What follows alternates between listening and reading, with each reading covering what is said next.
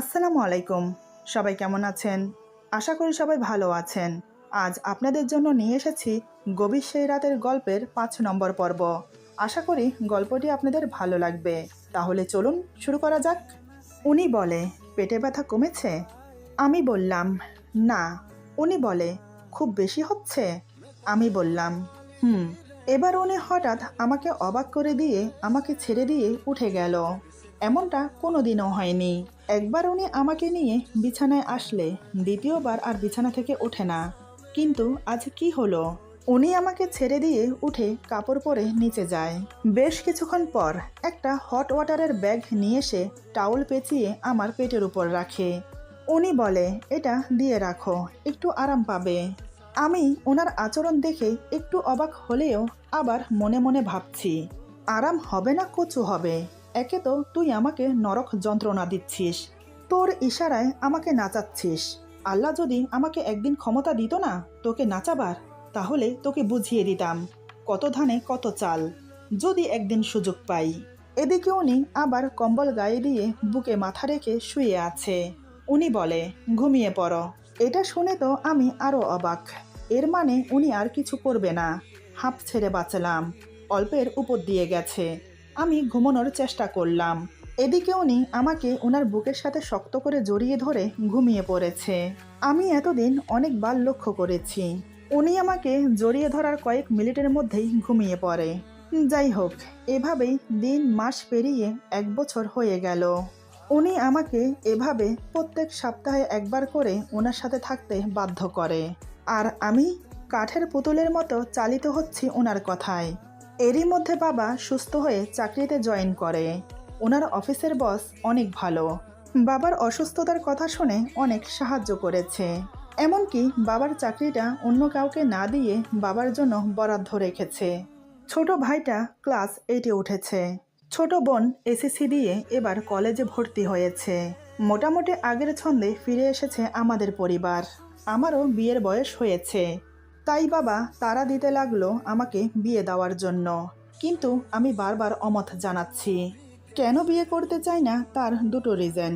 এক, বিয়ে হয়ে গেলে বাবা সংসার চালাতে হিমশিম খাবে। দ্বিতীয়ত, আমি কাউকে ঠকাতে পারবো না। দিনের পর দিন অন্য একজন পুরুষ আমাকে শোষণ করেছে। আমার বলতে আমার কাছে কিছুই নেই। যাকে জীবনসঙ্গী বানাবো তাকে দেওয়ার মতো আমার কাছে অবশিষ্ট কিছুই নেই। তাই আমি চাই না কাউকে ঠকাতে। কিন্তু সেটা আমি মা বাবাকে বলতে পারছি না। তারা তো উঠে পড়ে লেগেছে বিয়ে দেবে বলে। আরেকটা দিক আমি লক্ষ্য করেছি। প্রথম প্রথম যদিও আমার কাছে অসহ্য লাগতো রাস্তারের স্পর্শ। ওনাকে দেখলেই আমার ঘৃণা হতো। একদম সহ করতে পারতাম না। কিন্তু এর পরিবর্তন ঘটতে শুরু করলো ধীরে ধীরে। রাজ স্যারকে আস্তে আস্তে ভালো লাগতে শুরু করলো। ওনার স্পর্শ আমার মন ছুঁয়ে যায়। অন্যরকম অনুভূতি জাগায় মনে। মাঝে মাঝে আমার প্রতি ওনার গুরুত্ব, ওনার কেয়ার বেড়ে যায়। মনে হয় উনি আমার অনেক আপন, অনেক কাছের একজন। আগে যেমন ওনার কাছে গেলেই আমার অস্বস্তি হতো, আজকাল তেমন আর হয় না। বরং ভালো লাগে তার সঙ্গ। হয়তো বারবার মেলামেশার কারণে এমনটা হচ্ছে। যাই হোক, বেশ কিছুদিন কেটে গেল। আজ অফিসে যাওয়ার সময় আমাকে একটু তাড়াতাড়ি অফিস থেকে আসতে বলছিল মা। জিজ্ঞেস করাতে বলে কাজ আছে। কি কাজ আছে সেটা আর বলেনি। তাই আমি আর গুরুত্ব না দিয়ে অফিসে চলে গেলাম। অফিসে গিয়ে আজ আমার একটু তাড়াতাড়ি ছুটি চাই স্যারকে জানাই। স্যার আমাকে জিজ্ঞেস করে, কিসের জন্য ছুটি চাও? সত্যি বলতে আমি নিজেও জানি না কেন আমাকে তাড়াতাড়ি যেতে বলেছে। আমি বললাম, জানি না, মা বলেছে তাড়াতাড়ি যেতে। স্যার বলে, ঠিক আছে, কাজ শেষ করে 5টার দিকে চলে যাও। আর হ্যাঁ, মনে করে ব্লু ফাইলটা আগে শেষ করবে, সেটা খুবই আর্জেন্ট। কাল সকালে সেটা জমা দিতে হবে। আমি জি স্যার বলে চলে এলাম। আরও কিছু ফাইল জমা ছিল টেবিলের ওপর। স্যারের দেওয়া ফাইল রেখে অন্য কাজগুলো করতে লাগলাম। ভুলেই গিয়েছিলাম এই ফাইলের কাজ শেষ করে স্যারকে দিতে হবে। সব কাজ শেষ করে যাওয়ার জন্য ব্যাগ গোছানোর সময় দেখি আমাকে যে ফাইলটা দিয়েছিল সেই ফাইলের কাজ অসম্পূর্ণ রয়ে গেছে। এখন কি করি? এরই মধ্যে মা কয়েকবার ফোন দিয়ে ফেলেছে। তাই আমি ফাইলটা নিয়ে বাড়ির উদ্দেশ্যে রওনা দিলাম। ভেবেছিলাম রাতের অংশে কাজ শেষ করে কাল স্যারের হাতে দিয়ে দেব। এই ভেবে ফাইলটা নিয়ে চলে গেলাম বাড়িতে। বাড়িতে এসে দেখি হুলস্থুল কাণ্ড। মা কয়েক আইটেমের নাস্তা বানিয়েছে। আরও কি যেন তৈরি করছে।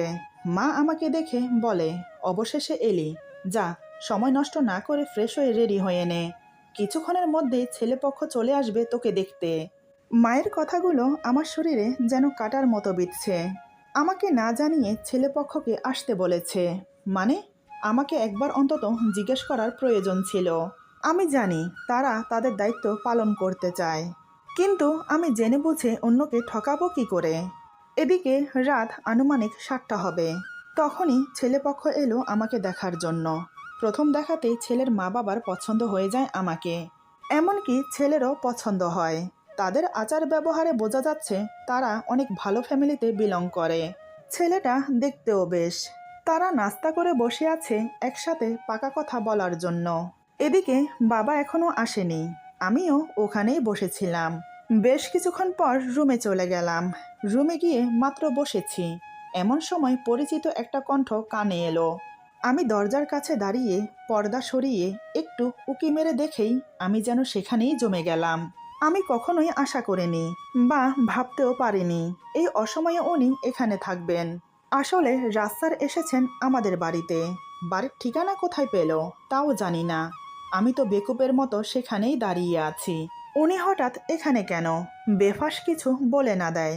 স্যার ভেতরে এসে সবাইকে উদ্দেশ্য করে সালাম দেয়। স্যার বলে, সরি, আমি মনে হয় অসময়ে চলে এসেছি। মা বলে, কিন্তু তুমি কে বাবা? স্যার বলে, আসলে আমি রোদেলার অফিসের বস। একটা আর্জেন্ট ফাইল ওর কাছে রয়ে গেছে, সেটা নিতে এসেছি। খুবই দরকার কি না, তাই। আপনি যদি একটু কষ্ট করে রোদেলাকে ডেকে দিতেন তাহলে ভালো হয়। কথাটা শুনে আমি ফাইলটা হাতে করে বেরিয়ে এলাম। আমি বললাম, সরি স্যার, একটু তাড়াহুড়োর মাঝে ছিলাম, তাই ভুলে গেছি ফাইলটা কমপ্লিট করতে। বাসায় নিয়ে এসেছি রাতে বসে করে নেব ভেবে। এদিকে আমার ভেষ আর পোশাক দেখে স্যারের বুঝতে বাকি রইল না আসলে এখানে কি চলছে। স্যার বলে, কোনো সমস্যা না, আমি করে নেব, তুমি ফাইলটা আমাকে দিয়ে দাও। আমি ফাইলটা স্যারের হাতে দিয়ে সোজা আবার ভেতরে চলে গেলাম। ততক্ষণে মা স্যারের জন্য চা বানিয়ে নিয়ে এসেছে। প্রথমে রাস্তার খেতে চাইল না, তারপর কি মনে হতেই উনি চায়ের কাপ হাতে নিয়ে ছেলের পাশে বসে পড়ে। মানে যে ছেলের জন্য আমাকে দেখতে এসেছে সেই ছেলের পাশে বসেছে। স্যার চায়ে চুমুক দিয়ে ফিসফিস করে ছেলেটাকে বলে, তুমি কি এই মেয়েকে দেখতে এসেছো? ছেলেটা লাজুক হেসে বলে, হুম। স্যার বলে, পছন্দ হয়েছে মেয়ে? ছেলেটি বলে, হুম, খুব পছন্দ হয়েছে। ছেলেটার কথা শুনে স্যারের গায়ে যেন আগুন জ্বলে উঠল। স্যার বলে, মেয়েটিকে যে বিয়ে করতে এসেছো, মেয়েটির ব্যাপারে খোঁজ খবর নিয়েছো কি? ছেলেটি বলে, না। কেন? স্যার বলে, কেন সেটা পরে বুঝতে পারবে, তবে আর কোনো মেয়ে পেলে না নিজের জন্য, শেষমেশ এমন একটা মেয়েকে বিয়ে করবে? স্যারের কথা শুনে ছেলেটা চিন্তায় পড়ে গেল। এমন মেয়ে মানে? ছেলেটা বলে, আপনি কি বলতে চাইছেন? স্যার বলে, এই মেয়ের চরিত্র ভালো না, আসলে ওকে আমি ইউজ করি। নিশ্চয়ই তুমি অন্যের ইউজ করা জিনিস নেবে না। তুমি চাইলে নিতে পারো, তবে ইনটেক না। আমার কথাগুলো আবার কাউকে বলতে যেও না, তাহলে কিন্তু সমস্যায় পড়বে। দেখো, আমি তোমার ভালোর জন্যই কথাগুলো বলছি। এই মেয়েকে বিয়ে করলে তুমি ঠকবে। ততক্ষণে চা খাওয়া শেষ। স্যার উঠে দাঁড়িয়ে ফাইল হাতে নিয়ে বিদায় নিয়ে চলে গেল। স্যার চলে যাওয়ার সাথে সাথে ছেলেটা তার মাকে বলে, আমি এই বিয়ে করব না। কথাটা শুনে রীতিমতো সবাই অবাক। যে ছেলে নিজের মুখে বলেছে মেয়ে আমার পছন্দ হয়েছে, বিয়ে করলে আমি তাকেই করব, সে ছেলে এখন হঠাৎ বিয়ে করতে না করছে কেন? ছেলে যখন বিয়ে করতে রাজি না, তাই ক্যান্সেল করে দিয়ে তারা চলে গেল। এদিকে আমি ভাবনায় পড়ে গেলাম, হঠাৎ কি এমন হলো যার জন্য ছেলেটা এমন করলো? এটা একটা অপমানজনক কাজ হলো। মুখের উপর বলে দিল বিয়ে করবে না। আমি ঘরে শুয়ে শুয়ে কান্না করছি, নিজের জন্য না, আমার ফ্যামিলির মুখ ছোট হয়ে গেল সেটা ভেবে। পরের দিন আমি অফিসে গেলাম। অফিসে যাওয়ার সাথে সাথে কেবিনে বসেছি কি বসিনি, তখনই রাস্তারের জরুরি তলব পড়ল। জানি না এত সকাল সকাল কেন আমাকে ডাকছে। কেবিনের দরজার সামনে দাঁড়িয়ে অনুমতি নিয়ে ভেতরে প্রবেশ করলাম। স্যার বলে, তোমাকে যে ছেলেপক্ষ দেখতে আসছে সেটা বললেই পারতে। আমি বললাম, সত্যি স্যার, আমি জানতাম না আমাকে যে ছেলেপক্ষ দেখতে আসবে। স্যার বলে, তা বিয়ের দিন কবে ঠিক হলো? আমি বললাম, না স্যার, এ বিয়ে হচ্ছে না। হঠাৎ স্যার আমাকে অবাক করে দিয়ে বলে, যাক, অবশেষে তাহলে বিয়েটা ভাঙতে সক্ষম হলাম। স্যারের কথা শুনে আমি তো চোখ বড় বড় করে স্যারের দিকে তাকালাম। তার মানে ওনার কারণে আমার বিয়েটা ভেঙেছে। কিন্তু উনি কি এমন বলল যার জন্য এক নিমেষেই বিয়েটা ভেঙে দিল? আমি বললাম, আপনি কি এমন বলেছেন ওদেরকে যার জন্য ওরা বিয়েটা ভেঙে দিতে বাধ্য হলো? স্যার বলে, বেশি কিছু বলিনি, শুধু বলেছি অন্যের ইউজ করা মাল তুমি পাচ্ছ। আসলে আমি ওকে ইউজ করেছি, চাইলে তুমি নিতে পারো, আমার কোনো সমস্যা নেই। ব্যাস, তাতেই কাজ হয়ে গেল। ওনার কথাগুলো শুনতে শুনতে আমার চোখ দিয়ে টপ টপ করে জল পড়ছে। উনি এমনটা বলতে পারলো? ওনার বিবেকে একটু বাঁধলো না? আমি কান্না করতে করতে বললাম, আপনি এমনটা বলতে পারলেন? আপনার মুখে কি একটুও আটকায়নি? আপনি এমন কেন করছেন আমার সাথে? আপনি কি চান? আপনি কি চান আমি সারা জীবন আপনার দেহরক্ষী হয়ে থাকি? আমারও তো জীবন আছে, আমারও তো স্বপ্ন আছে, আশা আছে, আকাঙ্ক্ষা আছে। আমারও তো ইচ্ছে করে নিজের মতো করে বাঁচি। আসলে আপনি কি চান আমার কাছে, বলেন তো? স্যার বলে, তুমি যা মন চায় তা ভাবতে পারো, আই ডোন্ট কেয়ার। যতক্ষণ না আমি নিজে থেকে তোমাকে মুক্তি দেব, ততদিন তুমি মুক্তি পাবে না। তবে আমি একটা কথা ভেবে পাচ্ছি না, তোমার তো লজ্জা হওয়া উচিত। আমার সাথে রাতের পর রাত এক বিছানায় কাটিয়ে, সর্বোচ্চ আমাকে দিয়ে, এখন অন্য আরেকজনের বউ হতে চাও। তার জন্য কি রেখেছ? কি আছে তোমার? আর আমার অনুমতি ছাড়া তোমার সাহস কি করে হলো ছেলেপক্ষের সামনে যেতে? মনে রেখো, আমার অনুমতি ছাড়া আর কখনো যদি বিয়ের পিঁড়িতে বসতে চাও, তাহলে কিন্তু এর ফল খুব খারাপ হবে। এখন আসতে পারো, হাতের কাজ তাড়াতাড়ি শেষ করো, রাতে আমার সাথে বাসায় যাবে। আমি কান্নামাখা মুখ নিয়ে বললাম, কেন স্যার? আজ তো আপনার বাসায় যাওয়ার কথা না, তাহলে কেন যাব? স্যার বলে, কেন যাবে সেটার কৈফিয়ত আমি দিতে বাধ্য নই। তোমার কাজ হলো আমি যা বলবো সেটা মেনে চলা। তুমি আমাকে না জানিয়ে ছেলেপক্ষের সামনে সেজেগুজে বসেছ, নিশ্চয়ই তোমার বিয়েতে সম্মতি ছিল। তা না হলে তুমি এত সুন্দর করে সেজেগুজে ওদের সামনে বসতে না। সত্যি কথা বলতে, কাল তোমাকে দেখে আমি চোখ সরাতে পারছিলাম না। তাহলে ওই বেচারার আর কি দোষ দেব? তোমাকে খুব সুন্দর লেগেছে। নীল রঙের শাড়ি, নীল রঙের চুড়ি, নীল পাথরের নেকলেস ও কানের দুল, ঠোঁটে লাল লিপস্টিক, চোখে মোটা করে কাজল, আর হালকা মেকআপে।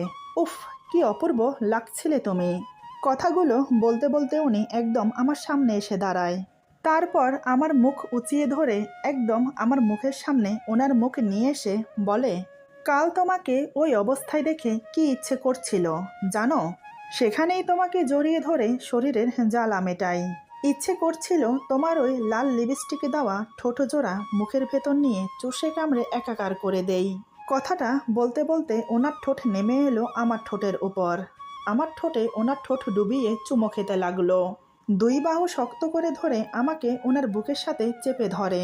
উনি টেবিলে একটু হেলান দিয়ে বসে দুই পায়ের ফাঁকে আমাকে দাঁড় করিয়ে ওনার বুকের সাথে শক্ত করে জড়িয়ে ধরে। এক এক করে নিচের ঠোঁট উপরের ঠোঁট চুষতে থাকে, মাঝে মাঝে জিভ বুলিয়ে দেয় ঠোঁটের উপর। ওনার হাত আমার কোমর শক্ত করে খামচে ধরেছে। এদিকে আমি চোখ বন্ধ করে চোখের পানি ফেলছি, কিন্তু আমি কিছুই বলতে পারছি না। বেশ কিছুক্ষণ পর উনি আমাকে নিজে থেকেই ছেড়ে দেয়। আমাকে ছেড়ে দিয়ে আমার চোখে চোখ রেখে জোরে জোরে নিঃশ্বাস নিতে থাকে।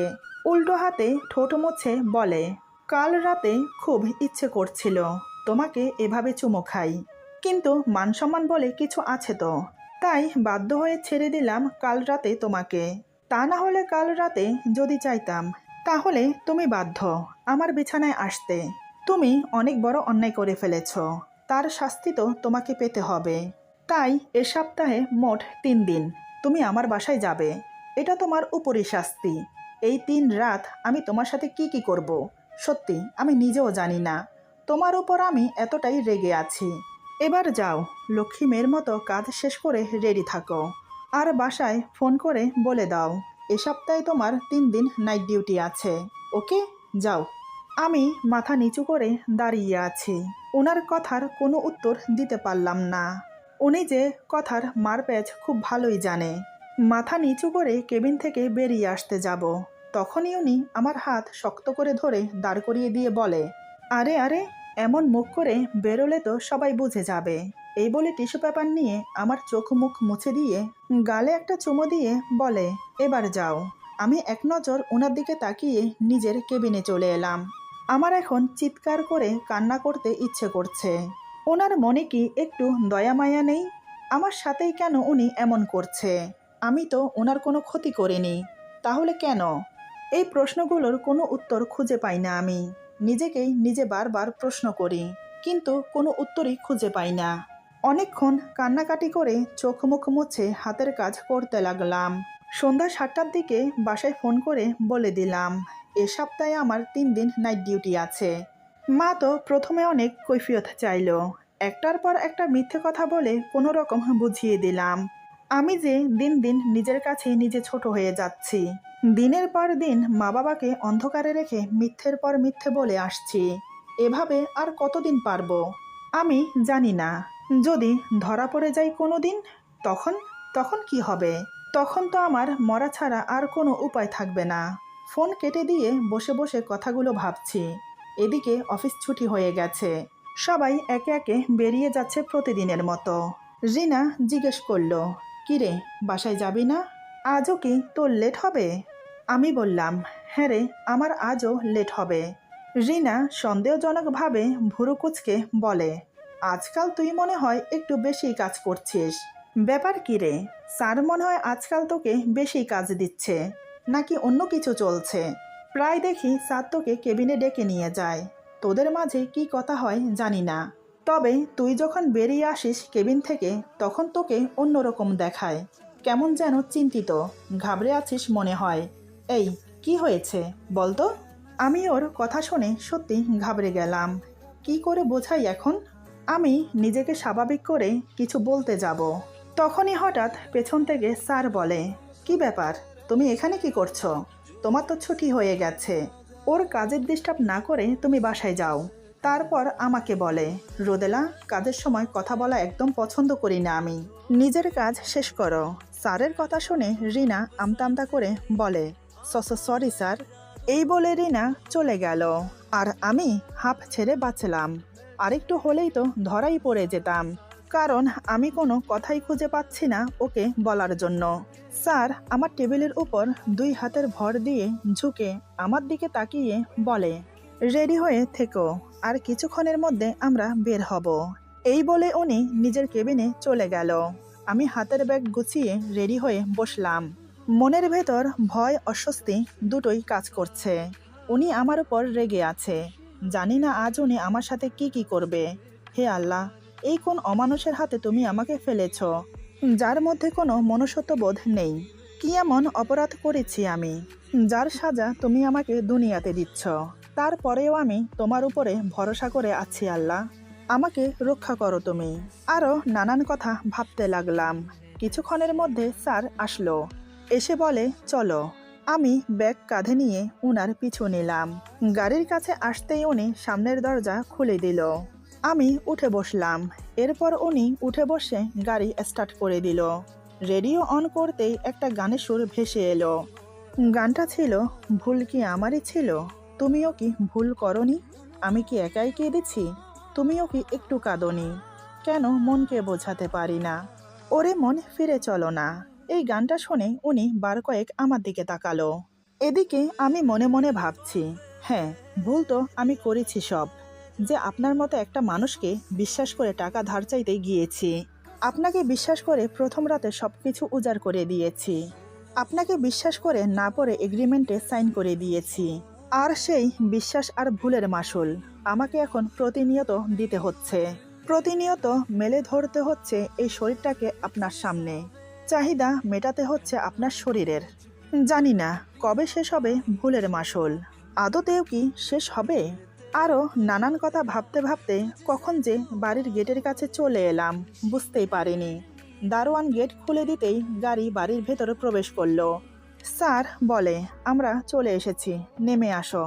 আমি কোনো কথা না বলে চুপচাপ গাড়ি থেকে নেমে এলাম।